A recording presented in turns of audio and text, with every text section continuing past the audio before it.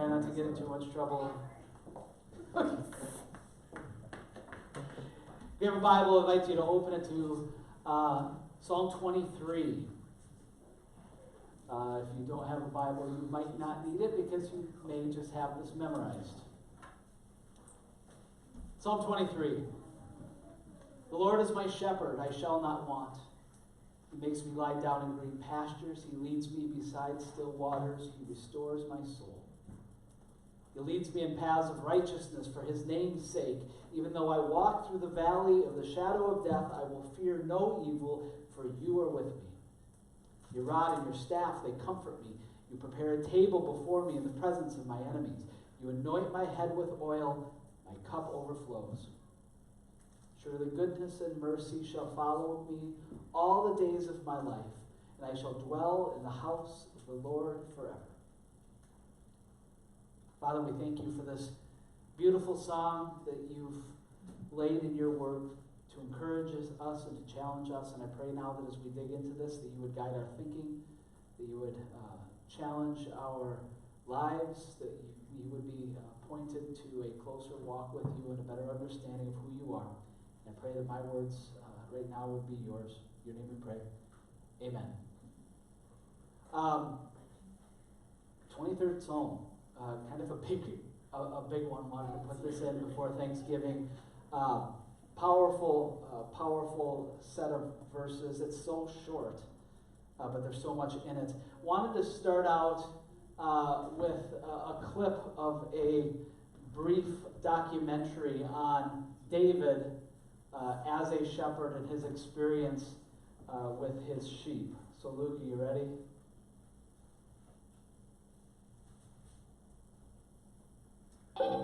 Now, Dave lived in a land called Israel a long, long time ago. So long ago that there weren't any cars or telephones or vacuum cleaners or anything. There were mostly just sheep, especially around Dave's house, because Dave was a shepherd.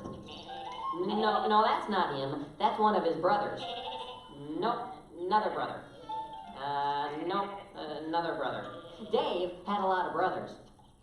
Aha, there he is. No, not the sheep. He's behind the sheep. Shoo there, Fluffy. Hi, I'm Dave. I have a lot of brothers. Yep, 7 to be exact.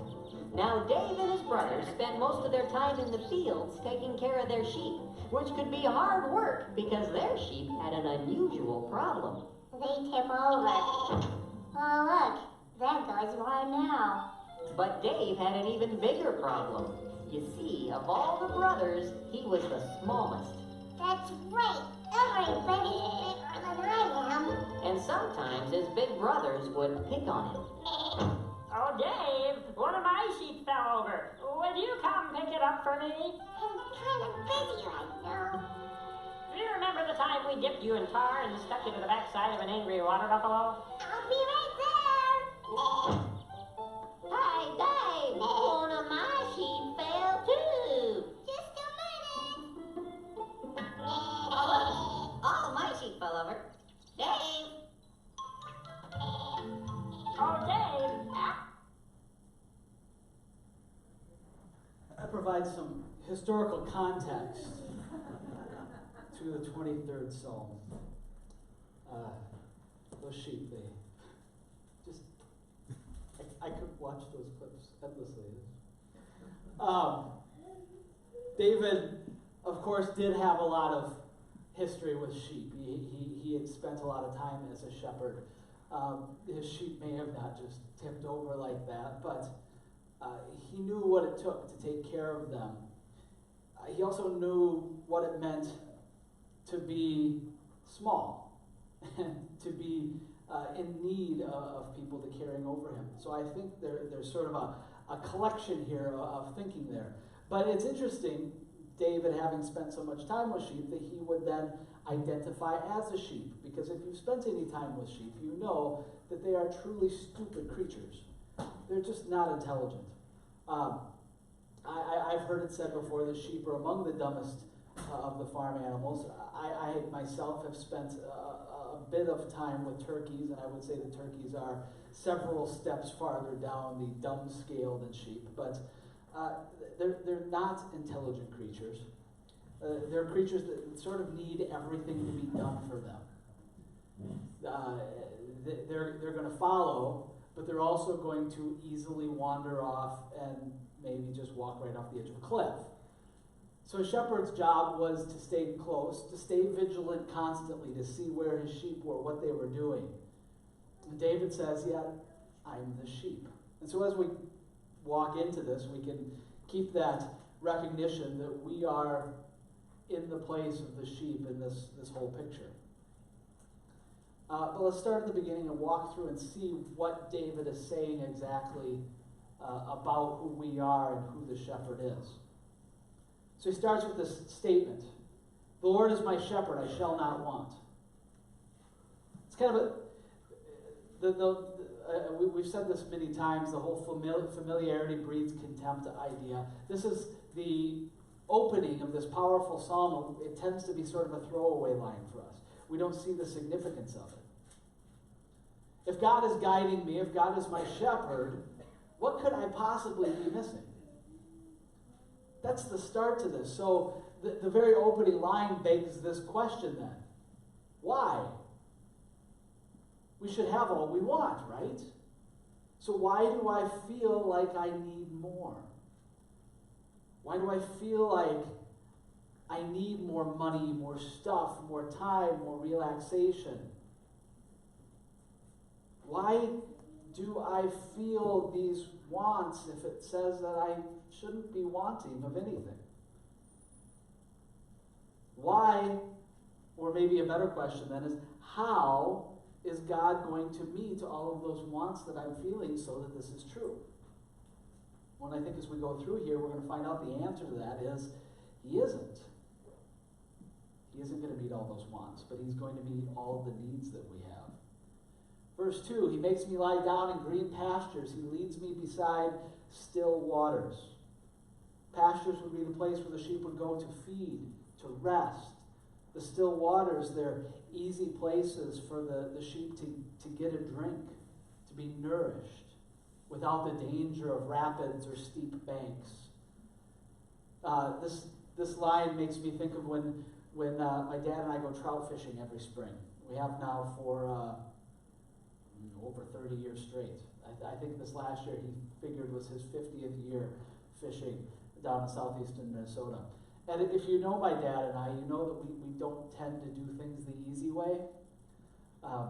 We do things the way we do them, which is usually a little bit more difficult. So the easy way would be to go to these trout streams. And by the way, when I was a kid, I'd often think, well, we're just going down that little area and fish. And I realized it's like 50 miles by 30 miles. It's this huge area that we travel to all these different streams. And the easy way, because there's all these different streams, there's different types of water, this huge space, the easy way is to go to a stream, cast a few times for the part of the stream that's right next to the road, then move on to the next stream. That's not how we do it. We go to the streams that we know. We set up on the stream for at least half a day. Oftentimes, we'll drop one person off the road. We'll drive several miles to where the stream crosses the road next, and that first person will walk that space from one road to the next, pick up the car, and go pick up the person at the other road. That means we're walking for miles along these trout streams. And there's a lot of places where that stream right next to the road is beautiful. But the most incredible spaces are when you are a mile off the road. You've had to climb through thickets at times to keep going on. And all of a sudden you round the bend and the trees open up and you see this just incredible pasture. The trees have opened, there's grass, this babbling brook right through the middle. Sun is shining. It's just the most beautiful places in the world. And when you think about that space, there's everything you need. There's shelter that's easily available there. Grass, trees, you can get under some cover if it were to start to rain. There's food all along there. There's the water. These great big bundles of grass that, not that I would ever do this, but I would lay down and just sort of rest in the sun. Make Dad wait for me while I'm sitting there taking a nap. And it's just perfect. And that's what David is saying. God guides us to those spaces. He provides for our needs, not necessarily our wants. He's not going to bring you to the pasture and have a nice, extra thick memory foam mattress for you to take a nap. We don't need that. But he gives us everything that we need. And he puts us in the places that we need to be, places that we can be nourished, that we can be fed, that our day-to-day necessities can be covered. And in that place, we can have that peace and that tranquility. We can see the beauty and experience the surroundings because we are protected and we have what we need. He knows where those places are, and God guides us there as the Good Shepherd. But more than that, He restores my soul. He leads me in paths of righteousness for His name's sake. This is a reminder that this psalm isn't just about sheep. Sheep don't need a restoration of their souls. They're not smart enough to realize that they need a little bit of a pick-me-up. But we, on the other hand, we do. We need restoration in the midst of life because life isn't easy. It's difficult. There are trials and there are struggles and there's difficulties. But God can restore us. He gives us guidance and comfort and provision because if you look at this psalm, it's not a passive psalm. This is an active psalm. There's constant activity through the whole of it. He is guiding us through that activity, down those paths in the midst of this journey. And as we go on this journey, there are times that we need that restoration, that we need that healing. And He takes care of that. Sometimes I think when we hear this psalm, we just get that sense of lying down in the grass in the middle of the pasture and just, I can just sit here. But that's not what the psalm says. There are moments of that. But God isn't simply taking us and placing us in this divine lazy boy and letting us kick back. He's describing in this psalm a journey that we're on. He's marching us down a path, and it's not always an easy path. Even though I walk through the valley of the shadow of death, I will fear no evil, for you are with me. Your rod and your staff, they comfort me. There are dark places, there are difficult places along the path that God is leading us down. But we need to recognize that just because it gets difficult, that doesn't mean that it's not part of the path that God has in store for us. Now this phrase, shadow of death, is an interesting one. It's actually a single word in the original Hebrew. It means a time of deep difficulty and crisis, sometimes even potentially life-threatening crisis. Sometimes it refers specifically to death. But it can also mean danger, struggle, and hard times. It's a hard word. It's a word that brings this picture of fear. And we can picture it in the psalm, right? Where you have the shepherd that's leading the sheep, and they go through that pasture, and they have that time of feeding and refreshment. But the journey doesn't end there, and they keep going. Eventually, they have to go through a ravine where the trees come together and it gets dark, where there's boulders and there's rocky outcroppings and there's mounds, and behind any one of them there could be a wild animal ready to pounce. There could be robbers up high ready to attack. You don't know the dangers and the evils that are there, but you have to go through it to get to the other side. You have to go through it to get to where the shepherd is leading you.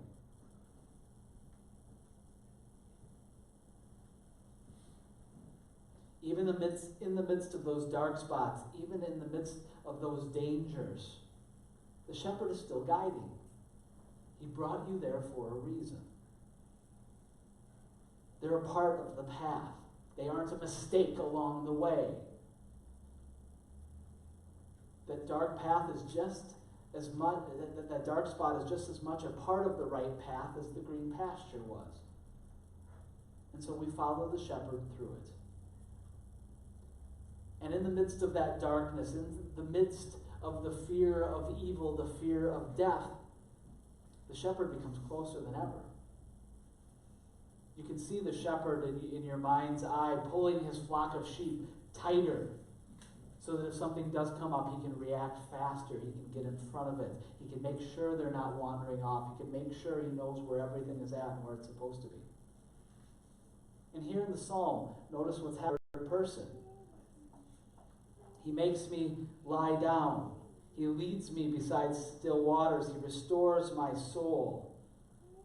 But now all of a sudden, we're in this section. I will fear no evil. Why? For you are with me. Your rod and staff comfort me. He goes from the third person to the second person, meaning he's over there, now he's here. He's with me. You are with me. Your rod and your staff comfort me. That's referring to two specific tools. The rod is a tool of defense. It's a weapon. It's a big stick that you can pull out and pound somebody on the head with. You can fight off a bear with it. Personally, I would go for something else, but that's what they had. Big heavy stick. And he would carry it where he went for defense. It is to protect. But the shepherd also has that shepherd's crook. Smaller, thinner, lighter, easier to carry. Not so good at hitting a bear with because it's just going to bounce off or snap. But it is good to be able to point ahead and direct the sheep. And when all of a sudden they start wandering over here, that crook is going to come over and gently guide me, or sometimes when I need it, wrap around my neck and yank me over. God is going to protect, and God is going to lovingly guide, and he's going to bring us through that darkness. He's going to do it because he brought us there on purpose, and he's going to get us to the other side. You prepare a table before me in the presence of my enemies. You anoint my head with oil. My cup overflows. Here we're shifting away from this shepherd-sheep analogy, and now God, instead of being the shepherd, is the host. He has us where he wants us. He's welcomed us into the party. He's providing this enormous feast in front of us. He's in control. We are exactly where he had intended for us to be. And he's blessing us beyond anything we have a right to expect or to hope for. So we're pretty close to the end, and it seems like we're sort of towards the end of the message. But I actually want to take a moment here and circle back to the beginning again. Just wanted to see if anything was going to get thrown in here. No? We're good? Okay. Timmy didn't even know what I just said. He was daydreaming. But up to this point, as we've been talking about this, we've been really focusing on us, the sheep. Our experience in this psalm. But I think this psalm has another aspect to it that we need to circle back and talk about again. That's the shepherd. Because I think it tells us an awful lot about the character and the nature of the good shepherd. The Lord is my shepherd. Now think about that for a minute. We're going to talk about the creator God of all of the universe. The one who put everything into place, who controls everything, who holds it together. And we're going to say he's like a guy who is specifically guiding around stupid sheep and lives in the woods. That could be seen as condescending. That could be seen as arrogant, that this mighty creator is going to be so focused on us, these dumb little wandering sheep. Remember, that's us. But God makes it clear that that's who he is, and that's what he wants, and that's what he does. It's interesting that so far in the Psalms, and we're going to continue to see it as we go forward, we've got all these different pictures of God. God is a fortress, a rock, a shield, a protector, a deliverer, a king. But here God has taken a different picture. One that is far more personal. Because you look at that list, fortress, rock, shield, they're things. They're big, they're distant, they're ideas. protector, deliverer, king. Those are powerful positions, high and mighty. And those are absolutely true of God. But we've talked about this transcendence, immanence things. Those are transcendent ideas. Those are big ideas. But now we have this picture of God as a shepherd. He's immanent. He's here. He's now. He's not only next to us as humanity, but he's next to you as an individual, and he's walking with you and guiding you. He's close. As a shepherd, he's near us. He interacts with us. He sacrifices for us. He steps in the way of danger for us. He's guiding us and he's leading us with a purpose. As we said, our path isn't always comfortable. It's not always easy. It's not even always safe. But with God as the shepherd, it's always good and it always has a purpose because God knows the big picture. We see where we're at. God sees the map. God made the map. He knows where we are. He knows where we're going. He knows what's in the middle. And he knows that this patch is going to be tough. But he's going to lead us through it. He knows the final destination. And why is he going to get us there? For his name's sake. That's an important phrase. Because God is the only thing in all of the universe that has not only a right but an obligation to be selfish. Because everything is about God. It truly is. Everything was made for his glory and for his praise and for his worship because he is so deserving of it. Unlike everything else. Even Satan, who the Bible points to as the highest of all creation, was worthy of none of that. It all goes to God. We were made to worship and honor and praise his name, and that's what happens when he leads us down that path. His interactions with us display his goodness and his love and his compassion and his faithfulness. And he's displaying those attributes to the world through us.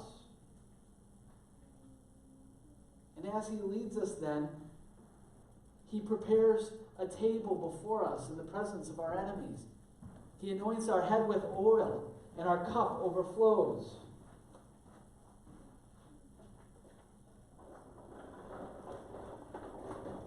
My mic off so I don't explode the speakers again. There we go.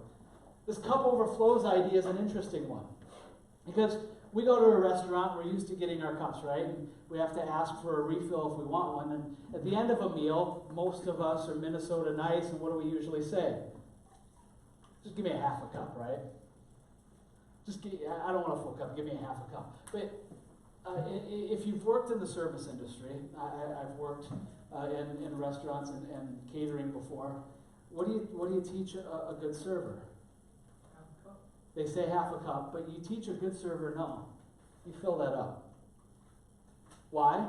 Because good hospitality is you have everything, not that they want, but everything that they could want. You are anticipating their needs. I mean, how often if you said half a cup, you drink that half a cup and you went, boy, I could use a swallow more. You get to talking and it's, the third time that you tell the waitress you want a half cup, even the newest waitress is going to bring you a full cup because they're sick of coming back and giving you half a cup. In ancient Israel, they had a custom where hospitality was a huge deal, just in general. And when you came to visit somebody's house, you would gauge how welcome you were by certain actions, and one of them was when they went to fill your cup.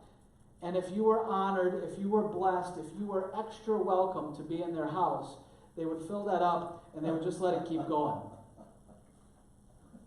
And now, to many of us, that's a mess. It's all over the table. Don't do that. But that's kind of the point. You are so welcome You are so welcome here. I'm going to give you everything you want and then some. It's going to keep filling. It's just going to keep going. And that's what God is doing for us. He's filling our cup to overflow. He's providing for our needs. He's providing for the needs that we don't even know we have yet. It just keeps coming. And He's laying out this fantastic feast. He's overflowing our cup. He's honoring us where? In the presence of my enemies. Those people who have opposed us along the path, those ones that have been lying in wait in that valley of darkness. God is doing this and saying to those of you who opposed my children, you're wrong. They're mine. They are to be honored. And in the midst of that, surely goodness and mercy shall follow me all the days of my life, and I shall dwell in the house of the Lord forever. It ends with this fantastic statement. The statement isn't an absolute promise that if we believe, if we just follow the shepherd, everything's going to be easy and fine and happy. We are still going to have those valleys of darkness. But it is a promise that if we believe and if we trust the shepherd, everything's going to be good.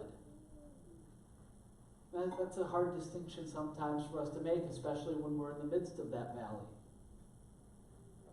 But really what it's saying is that we need a change of mindset. We need a change of worldview. If we believe that God truly is our rock and our fortress and our good and loving shepherd, then He's going to care well for us, and He's going to have the ability to care well for us, and He's going to do exactly what we need. He's going to guide us, and He's going to protect us, and He's going to be with us in the good and in the bad and the easy and in the hard, in those beautiful meadows and in the dark, dangerous ravines. And in the midst of all of that, no matter where we are, through it all, He knows the destination, and He's going to get us there. And when we can have that mindset firmly planted in our heads, we can rest knowing that goodness and mercy, they're going to follow us all of the days of our lives. And that one day we will dwell in the house of the Lord, not just temporarily, but forever. That's ultimately the destination we're going to get to. But for now, as we're walking along the path, it means that we have to trust that God is guiding us, not just on the easy days, but on the hard days too. God's guiding us on vacation. God's guiding us at the beach. And God's guiding us at the tax audit. He's providing for us during the birthday party and during the funeral. Through it all, no matter what's happening, His goodness and His mercy are always there. Sometimes we have to change our perspective in order to see it. Sometimes we have to step back and become less me-focused in order to have the faith to see the bigger picture that God has laid in front of us. This is what John Stott says. My security lies not then in my environment, whether green pastures and still waters or the darkest valley, but in the shepherd. In His presence there is neither fear nor want. It isn't the circumstances then that control us. It's the shepherd that controls us. It's the shepherd that guides us. We simply follow. When we can see that, when we can rest in that, what we find is that we aren't lacking in anything.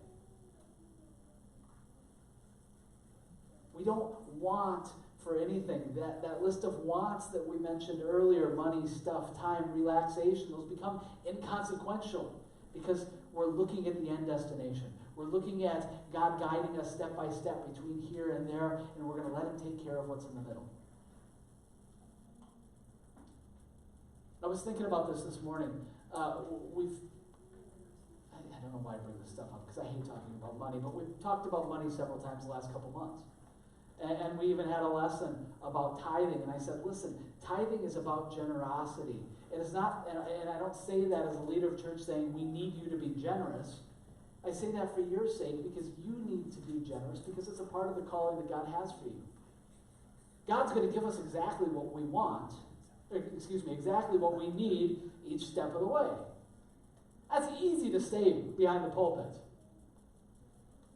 When I'm meeting with our church board for 4 hours like we did last Sunday for our annual get-together, that's a lot harder to say in there.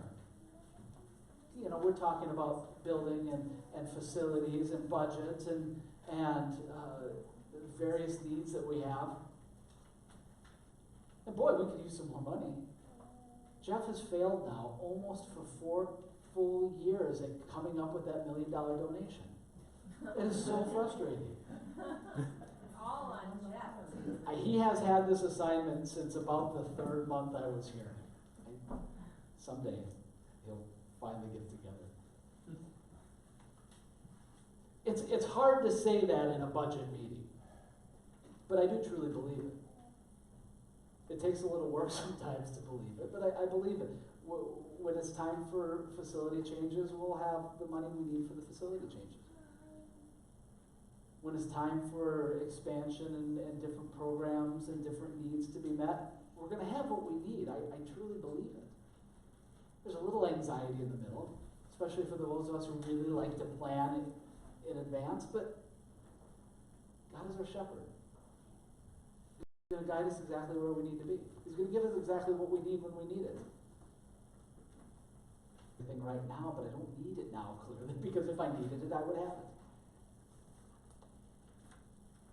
We trust that the shepherd is guiding us exactly where he intends for us to go, because where he intends for us to go is way better than where I intend for us to go, where I intend for me to go.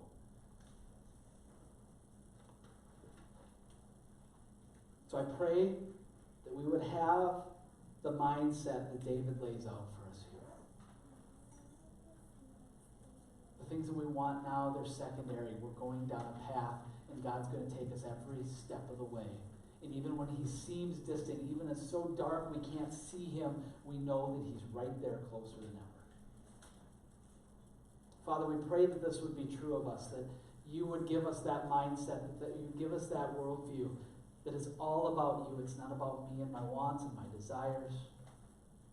And that we would see that our cup is just overflowing with your blessings, with your provision that we are caring about. I pray that you would give us the strength each day to live in that truth and to live in that promise. In your name we pray.